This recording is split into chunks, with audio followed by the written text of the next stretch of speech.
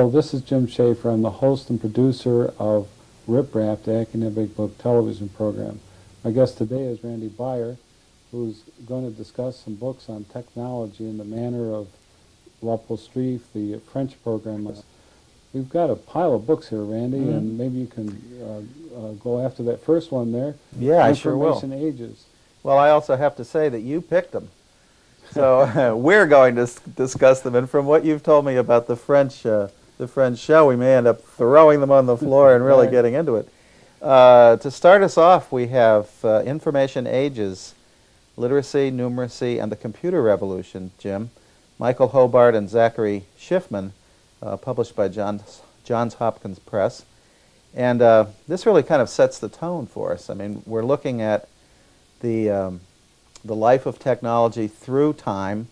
His major theme is that there's kind of a classical age of print technology, literacy, from the script era, moving into print, commercial print, and finally the computer revolution and the sort of ascendancy of numbers. It's a very interesting project. It starts right out from the Mesopotamians and comes all the way to the number engines of the late 20th century. But one of the things that I was looking for with these different books that came in and that I was trying to deal with is some way of grappling with the theoretical comprehension of what computers are coming to mean in scholarship and in scholarly inquiry with the different topics that are in front of us. And along with that, one of the concepts that he has in the title is numeracy, and I find it almost hilarious that at the same time that the computers are based on mathematics, that the appreciation and extent for mathematics is perhaps not as proficient in popular culture. But that's sort of a side point. But still, this idea that there's a third phase coming, a third information age, or a third something, has been fascinating me because I'm not sure that we really have a handle on what that is. We're calling it computer or nonlinear or digital, but we're not exactly sure what all that is. It's a funny thing because the more calculating and powerful the computers become, we still seem to rely on a kind of humanistic use of them. And certainly they can give us answers to things that we've never expected before. But we still build places that are useful for us to go in and kind of concentrate and use information in interesting ways. Not the computers aren't interesting, but in ways that are conducive to gathering and thinking about information. Well, one of the things that's fascinating is the computer age has happened in a very much more rapid fashion than the other information ages. And they have pictures in there about the first microchip and the first what was it, Babbage's engine. Right, the numeral, the number engine, or whatever it's called. You try exactly. to physically create a mechanical device to be able to retrieve information. Right. And of course, one of the first things we ran into was that the torque that it took for that first turning of the wheels took so much energy that there wasn't enough to turn all the other wheels to produce anything. Exactly. We should move on. One of the ones that was fascinating to me was that one, Venus on Wheels. Yeah, let's take a look at this one. This is produced, published by California Press, University of California Press, by Galia Frank, Venus on Wheels, 2 decades of dialogue on disability, biography, and being female in America. She's really taking on technology at its kind of core value, if you want to put it that way. Well, what was interesting about this book, I thought when I looked at it, is that here is an example of where technology allowed human beings to overcome disabilities and barriers. And that's true in a number of ways. The computer is able to, well, like Stephen Hawking at Harvard, can speak because of a synthesizer that enables him to speak even though he can't physically produce the sound. Right. Here it was a young woman that the author tracked for a number of years through her various struggles to become somewhat more mobile and to function at the highest level possible. And so giving it the title Venus on Wheels was both this attractive sort of mythological figure, but then you had this, the wheel, which of course is Right. One of the ultimate technological developments. yeah, about how the Next to wheel fire was the first real technological achievement. Right. And so it's fascinating. But there's also an issue here where the author had looked at this over a period of time, watched how this person developed, and then how she had interacted with different levels. Because one of the things with these technological enablers is that you have to change. The technology changes and the person's need changes. Right. So there was an evolution, as it happened.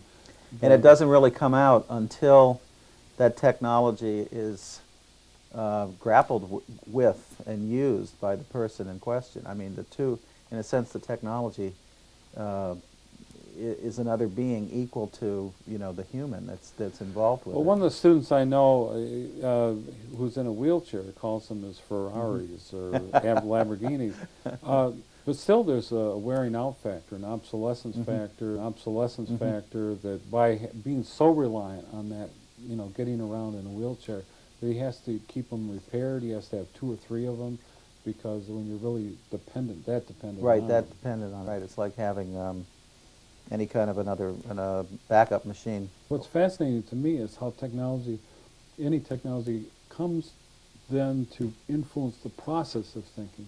And that's something that as we work through the rest of these books, that becomes very fascinating how what we're doing in technology then influences how we think. That next one, actually, overhearing film dialogue, is an example of that. Now, let's move into this one. I'm curious as to how this will, our analogy with technology on this one. This has got some nice discussion in it. Overhearing Film Dialogue by Sarah Kozloff from California Press again, University of California.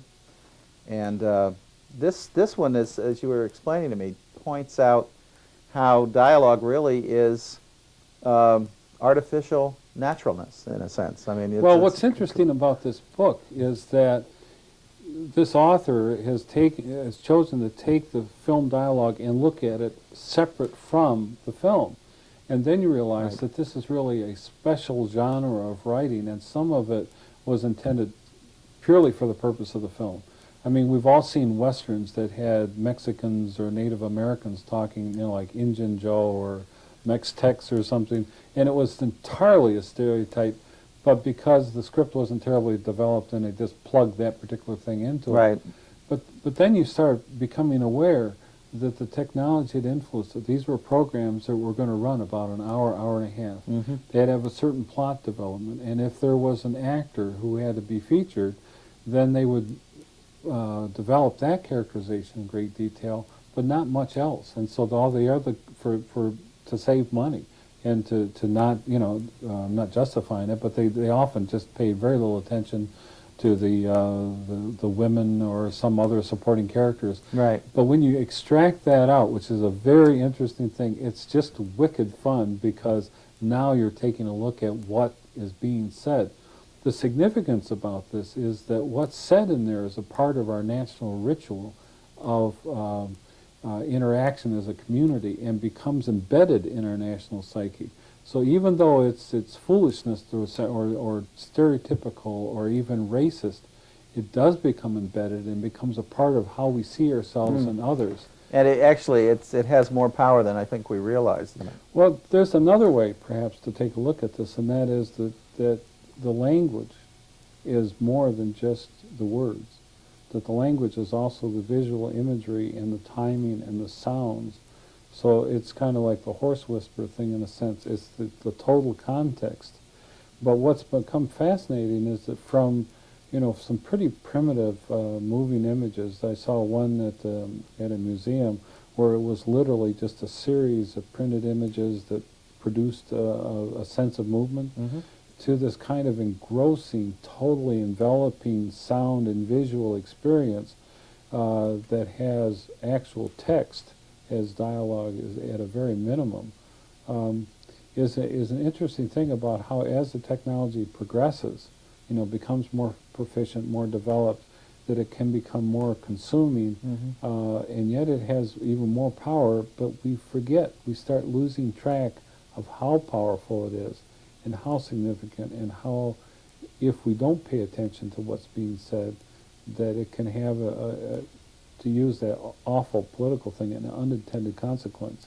So I kind of like the idea that Sarah Kozlov brought this out, kind of isolated, and said, let's take a look at this. This is what is being said in these movies, and extracting And we it should out really of this. attend to Yeah, that and we need as to our- attend to some scholarship on this, Right, to right. pay attention. In terms of Right. language, there's that other one, the language war. That's Go down a bit. This, I must say that this really took the gamut. This is a wonderful book, very deep, lots of language. You have Why don't to we spend. give a full introduction Yeah, for this it? is by Robin Tolmack Lakoff, The Language War, wonderful cover, published by University of California Press. Seem to have a who wins this week's award. This is about language, cultural politics, sort of chapter at a time. She takes on different issues in public language. Hillary Rodham Clinton, Ebonics, the Hill, Clarence Thomas issue, because what public she's politics saying- and public culture. There are these key words. Now, what's fascinating me about this is that if you really pay attention to the media, like Robin does here, you become aware of how elitist and powerful these elites are. It's shaping what our public discourse is. And so it's wicked stuff, because there's key words that come to symbolize whole groups of people or concepts or economics or dynamics in the culture that we don't pay necessarily much attention to. So there's a whole kind of area of scholarship where you start saying, well, this is important. The difference with her, as she points this out, is a kind of what she says the language war, but she means this is a way of confrontation of these elites between themselves or among themselves. In other words, one way of establishing beachheads is by getting your Interesting linguistics term. said. Right. Yeah, and here we are at a point where we have a political campaign for the presidency of the United States again, and there's these different linguistic things. They're talking about Social Security, they're talking about Medicare, they're talking about national debt. Oh yeah, and we've got the education. terms right out there. Prescription drugs. It conjures up some. I mean, we're talking about Gore and Bush now. Today's Right. Al Gore political and George W. struggle. She does what linguists do so well, and that is to take phrases and sort of dominant language patterns in culture, and show kind of the hidden agendas and the hidden meanings behind them. We'll as go well. to that passport Yeah, photos that's one. a good mix next. Well, Passport Photos is really telling. It's by Amitabha Kumar, Passport Photos, and I'll just peek on the back to see if it's a University of California Press book. It's by UC Press, which is the University of California, our winner of the day. This is really interesting. This is not just about photos, but this is about immigrants as a whole and creating identity at Well, multi levels. The issue here, which is fascinating, is what identity you have with the technology at hand. And then Good what point, he yeah. does is that he uses the different categories that you see in a passport and then goes into how they can be manipulated in terms of the ways of recording them. That's the theme behind. Yeah, that's Yeah. the kind of trope that he uses to pull So us the into stuff the topic. about nationality. Well, what is nationality? That's an entirely artificial concept. There's thousands, if not millions, of books have been written about what is one's national Right. or ethnic background, but for passport purposes, it has to be a citizen of a specific entity, Right. and that you have to meet the criteria for gaining specific status in that entity. And then he goes through all the different ways, but underneath it is the idea of forgery. And that's also an interesting thing, that in this electronic age, the electronic phase of information ages, that even with all these security devices, there still are ways that people can manipulate and steal your identity. And new ways of forgery get developed as new Right. ways of protection and encryption are advanced. The chapters are named. It's almost like looking through a form you might fill out. The passport. It's the Language, passport photograph, application. name, place of birth, date Yeah. of birth, profession, nationality, sex, identifying marks. Well, and also in this day and age where people, it may be of utmost urgency for them to go from one country into another. There's Mexicans trying to come into the United States. There's Iranians trying to go into Iraq. There's all this shifting around. There's Russians trying to get out of Russia and into someplace else. So there's all this movement back and forth for one reason. Zimbabwe. People leave Zimbabwe Right. because there might be a massacre going on there or some kind of political unrest. It becomes necessary to understand the technology and what the requirements are. What's fascinating also in places like Korea, you have a homogeneous people, but they don't accept each other if they've gone away.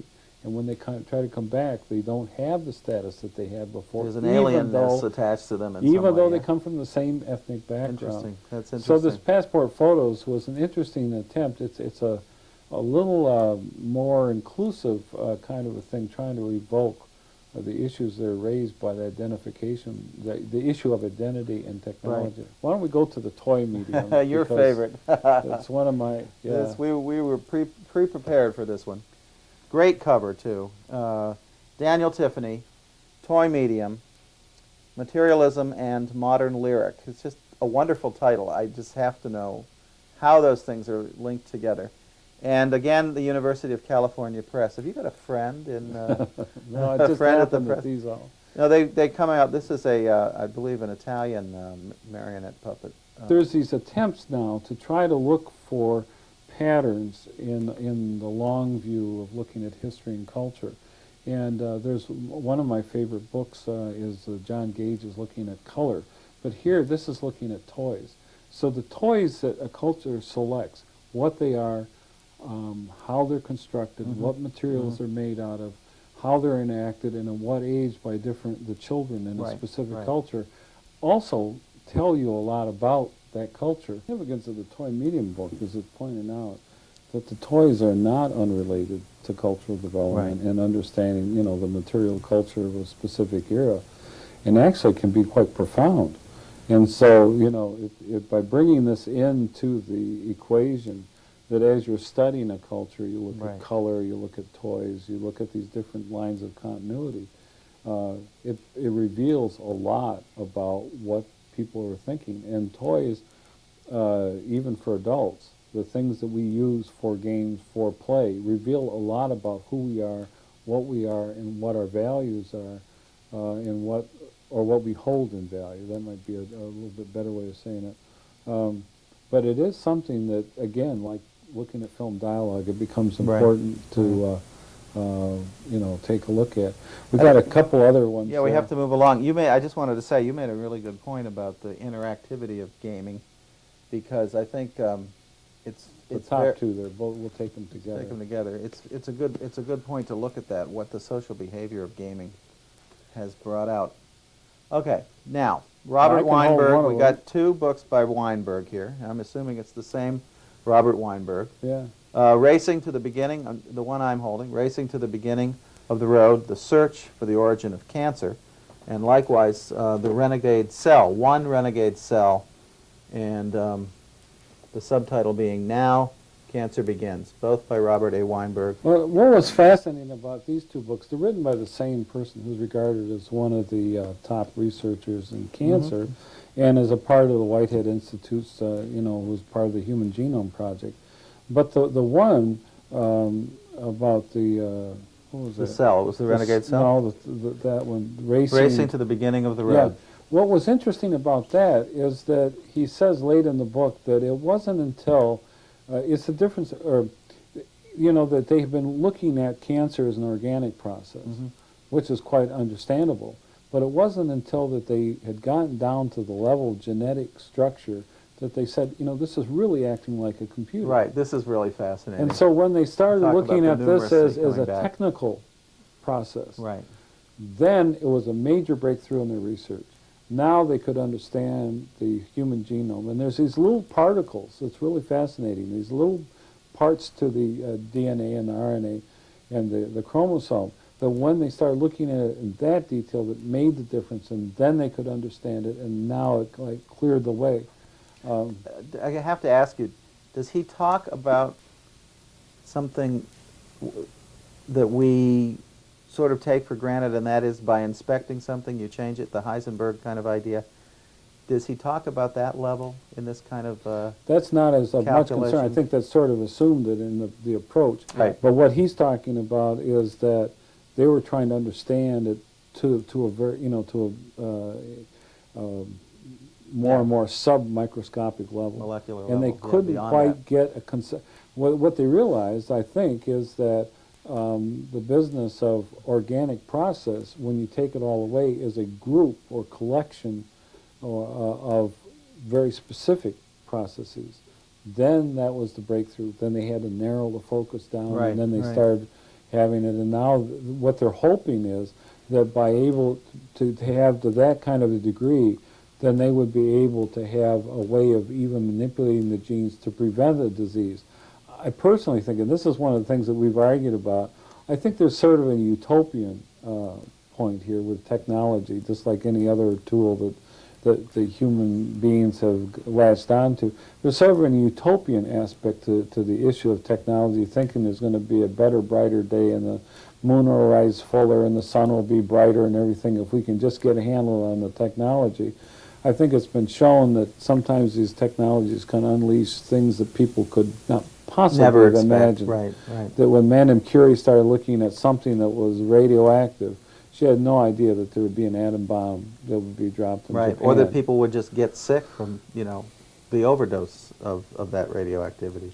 But on the other book is a little twist away The in the Renegade other way. Cell, The you're talking Renegade about, Cell. yeah. And I like that because he's using it in a very understandable context, which is, looking at cancer as all it takes is one cell to go into a mutation, and then you have it. Right. But I think it also functions as a reminder about the underbelly, the dark side of technology, that all it takes is one thing to not work right, and then this whole magnificent thing that may enable a level of efficiency and effectiveness and bringing together things may actually cause a whole havoc.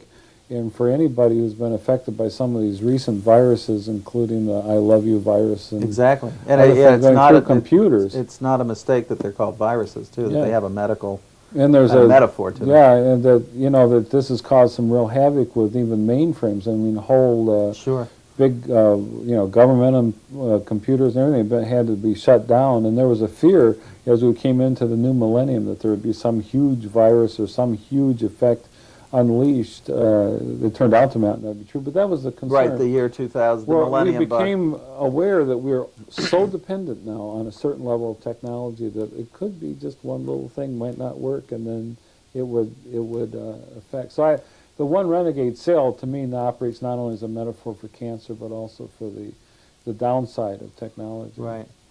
Through all these books, a theme or a thread is that, to me, I've been struck by how, in a sense, there's a public interface, the mainstream, the stuff you see on television and in USA Today. All those things come to play, but they come out of very much deeper issues. Obviously, they're deeper issues, but they're issues that affect society on a broad scale that demand books of this kind. And One of the values of scholarship is to take that more deeper, more intense look, more detailed look at both broader and narrower and deeper aspects of what we're living through in popular culture and in history, or what we regard as our historical narrative. So that's what this kind of tweaks a little bit. One of the things we like to do in the program is to tweak people's ideas about scholarly literature, and then also about what our concepts are about what we're doing as we're living our lives. The next book, of course, that leads right into it, is just a lot of fun. speaking of, the University of Michigan Press. We had a lot of Californians. We got a Michigan at the end here. The End of Books, or Books Without End. Reading Interactive Narratives by J. Yellowlees Douglas, published by the University of Michigan. This is a lot of fun, and I figured it would be appropriate. This is a surprise. You sprung this on us. That's right. This The is fun about this denouement. is that, you know, I was looking for, well, what is some, I always like to have a beginning and middle and end to these things. And this is talking about, in a way, there's a considerable concern right now that somehow electronic media will mean the end of the book. Right. We're in this third information age, and so now we're seeing the emergence of electronic books. We're seeing books being published online. We're seeing parts of books being published online. So now some scholarly authors are now having their bibliography online, which I think is criminal, but that's my own opinion. Do you think that's good? We'll have to come back to that Yeah, on another topic, another version of the program. But there's things being posted online, and there's all these different things. But I think if you look back over the evolution of technology, that it's not an either-or proposition, and like the one stated in the title of this book, The End of Books. Right. I'm not sure that's what will happen, because if you look back at things like when radio was going along and then television came in, it didn't mean the end of radio. It meant that there was a blending that happened. So television came in. There was still radio. In fact, I think there's more radio stations now than That's ever. very true. There's more radio now. I'm not sure there's more independent voices as, say at the early days of the recording industry, the early days of radio. One of the really interesting things about radio history is that there really was an opportunity to have a community voice. But maybe nowadays with new The licenses, internet radio? the internet Oh, Power especially. FM. One thing you wanted to comment on was, speaking of going around and random access, is the hyperbook or the hypermedia. Well, that's what I was going to say multimedia. in this book, and it brings out a nice point. When a new technology comes in, it does bring in something that can make a contribution to the culture. In this instance, the e-book can bring in nonlinear Right, text. right. As we can see from this discussion, there isn't, there's emerging now some vivid awareness of what it is that technology is coming to represent, not only our society, but for the scholars trying to get a measure of our society and how we're thinking about ourselves and other people. But it doesn't seem yet that we've quite got a handle on it. We have our concerns. Is this going to mean the end of books as we know them? Is this going to mean the life? Are we all going to have to be, immersed in multimedia and multitasking in order to survive? We don't have quite the answers, but it is open. And also, as it can be shown by this discussion, that it really has penetrated all the different parts of our lives. So thank you for being on Rip Rap. It was my great pleasure, and I have the A great rack weight of of books books. upon me. It was really fun.